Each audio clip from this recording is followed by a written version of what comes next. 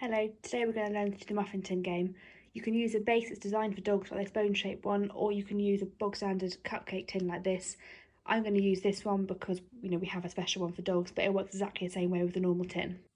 So this is a great way of de-stressing your dog or making dinner more interesting, or if it's a really hot day, if we have another heat wave coming up, it's likely to get hot, and if it does, this is a good way of making them use their nose and getting some sort of activity and interest, and it makes life less boring, more interesting.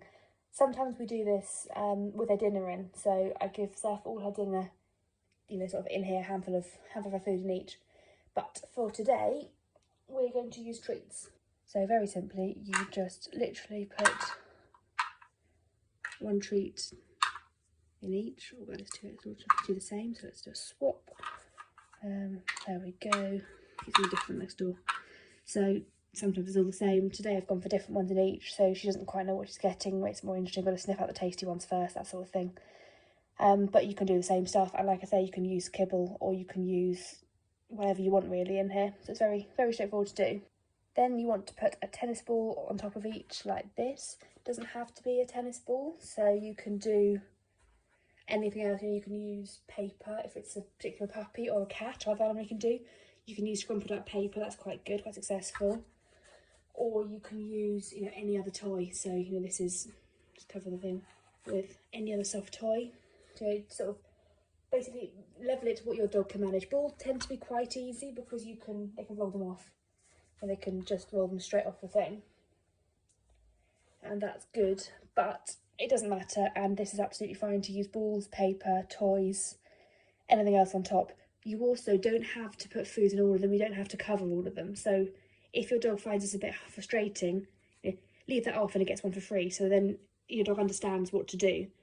That can be quite a good way to start it, particularly if a dog's not used to enrichment activities or doesn't quite know how to do it yet. This particular toy actually also comes with things that you can put in your actual pods in all of them. We're not going to use these today because she has to use her mouth and it takes away some of the choice. But sometimes we do, and that's the game, but it's a bit different to use balls. And as most people tend to have balls rather than one of these, that's all we're going to show today. And then, very simply, you just put it down. Okay. And see how they do it. Now, some dogs use their paws, like Seth tends to. Some dogs use their mouths. Some dogs do a mixture. Some dogs even just tip the whole thing up and find a way to do it. But as long as your dog is using their brain to solve the puzzle, then that's what matters, really. And it's a good way of encouraging use of her nose. It's a good way of doing some activity. It's also good. Sniffing is a natural de-stressor to them, so getting them to do anything that uses their nose is really, really successful.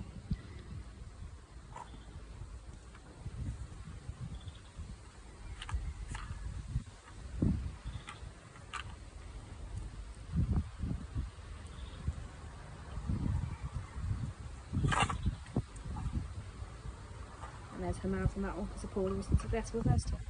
And there we have it. A very, very straightforward, simple game you can make out of normal, everyday stuff in your home that increases enrichment, gives you something to do, and makes your life just a little bit more interesting. Enjoy!